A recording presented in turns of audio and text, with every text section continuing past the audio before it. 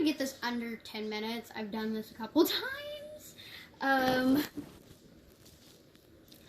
So I wanted to start doing 2 different kind of video segments, either alternating weeks or doing them both in the same week, posting the particular videos once a week.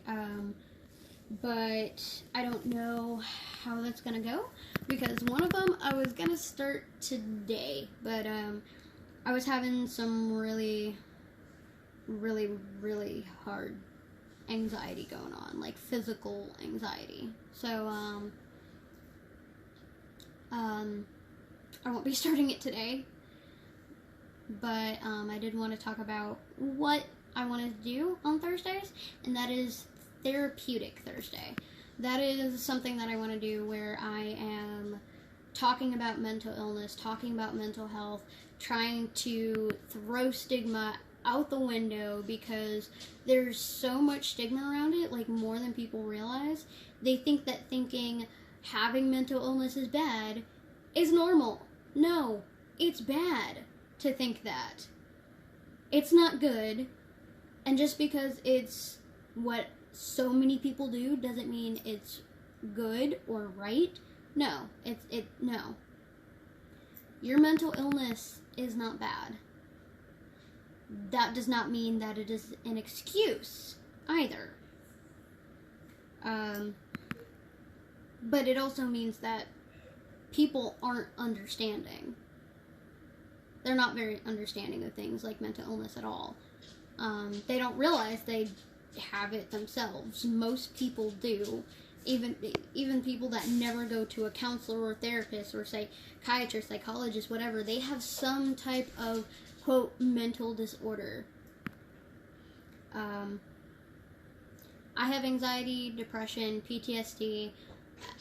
I have a few things. And I know people who have a few things. The other day on Facebook, I kind of went on a rant about next person who, if there's anybody on my Facebook who says that I post about my mental illness or I talk about my mental illness for attention, they could remove themselves. Because I'm not doing it for attention, I'm doing it because of stigma. I'm doing it because of awareness. I'm doing it because I'm tired of people saying that about people. Because you know what? The suicides that happen, and everybody's like, oh, I wish we would have known. I wish there would have been signs. I wish they would have told us something was wrong. There are signs. They do tell you. It's just that people don't listen. People don't recognize. They say, oh, it's all in your head. Yeah, it is. It is and it isn't. Because it's in our heads, but we can't control it. No matter what we do, no matter how much we want to, we can't control it. So, I told people that were like, look, if you've ever done this, or you think this is for attention, get off my Facebook now. Because in the past week, in 1 week alone, I had one person from high school that called me, that one of their close friends, say that I was doing it for attention, and in a manner of, oh, at least I'm not doing blah, blah, blah. I'm getting help for my mental illness. All that person is doing is complaining about it. About theirs. And as for the other incident, someone said if I was doing it for attention, they didn't have time or patience for it. Okay. I've helped you with blah, blah, blah, blah, blah. I've done this, I've done that, that kind of thing. And it boggles my mind how some people can say stuff like that when you've helped them. You know, but that's besides the point. I wanted to talk a little bit about my anxiety and my alters. If nothing else for this. My significant other knows about them. He loves them just as much as he loves me. He interacts with them, he talks to them, all of it. He sees them as them. And he has psych degree knowledge. He's going into psychology, so he knows very well about it. maybe not as well as specialists, but he knows about it. He understands it. But anybody else that he talks to, they're like, huh? How can you do that? And it's one of the things that I love about him. I told him probably the first night I ever hung out with him before we even started dating or ever went out on a date. And if I didn't tell him that night, I told him our first date. Because I had learned with dating that I needed to lay everything out on the table when it came to my mental illness. So, yeah. His response was, cool, when do I get to meet him? And not, like, in a douchebag way. Like I said, he's very understanding, he's very kind, he's very sweet, he's very moral. He's silly. And when I say that he has no rhythm and can't dance, it's not an attack at him. It's one of the things that I love about him. We all do. Absolutely. But he gets stressed out. And we have an event coming up next week that it stresses him out because it's a car show and he wants to do his absolute best. And I'm there to support him. And he knows that. But it stresses him out because he's not able to do all the things that he wants to do. Not even close. Maybe one per show. Maybe. But I've had anxiety the past, I don't know how long, and so have my alters, and it's been physically bad. I haven't had medicine in a month and a half, probably. Month and a half, and I finally got more. And it's been hard, and that's why my alters have been taking over for me.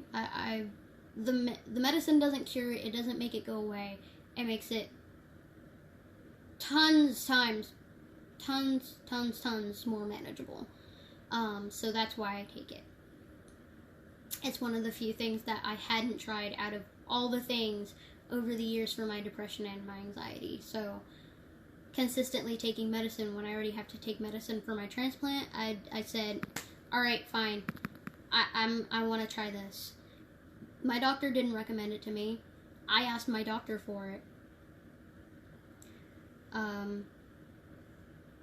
But with him, he makes it easier. He makes it easier, but not manageable like the medicine does. The medicine makes it manageable. He makes it easier. Does that make sense? Okay, cool.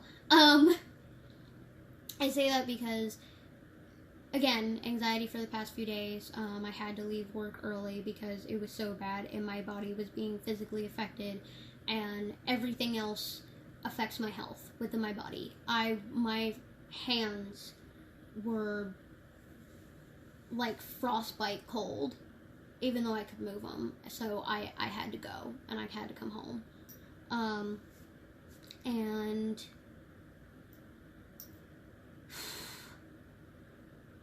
he didn't have a good start to his day yesterday.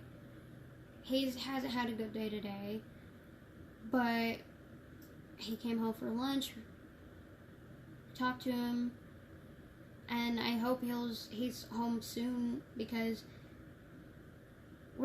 I'm the type of person to help someone even if I'm kind of struggling. Like, the struggle is real, the struggle is hard, but my friends and my significant other, I will do what I can to help them and comfort them. Relationships are give and take. They're not 50-50. Sometimes you gotta give 80 when somebody else is giving 20. But the thing about that is, make sure it fluctuates. Make sure it doesn't stay that way. Anyway, I'm not giving relationship advice. No. Anyway.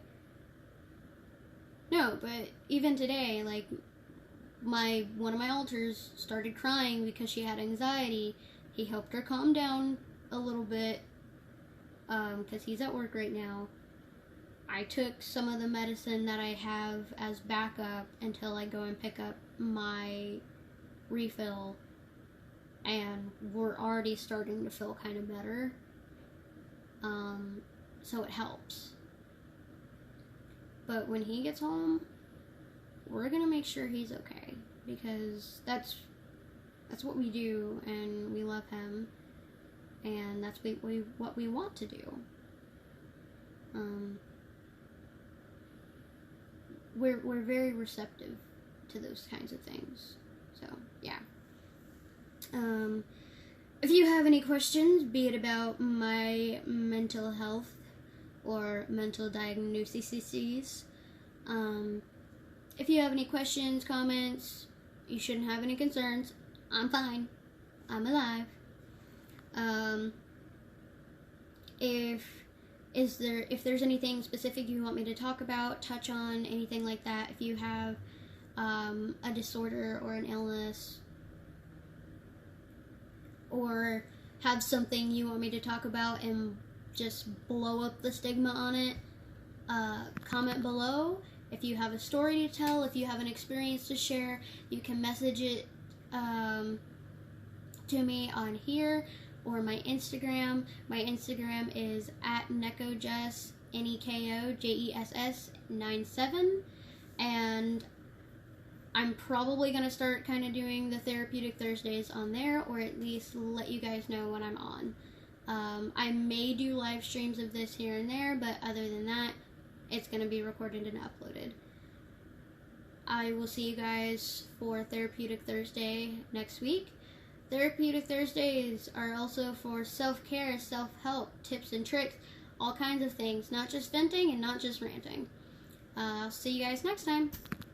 Bye.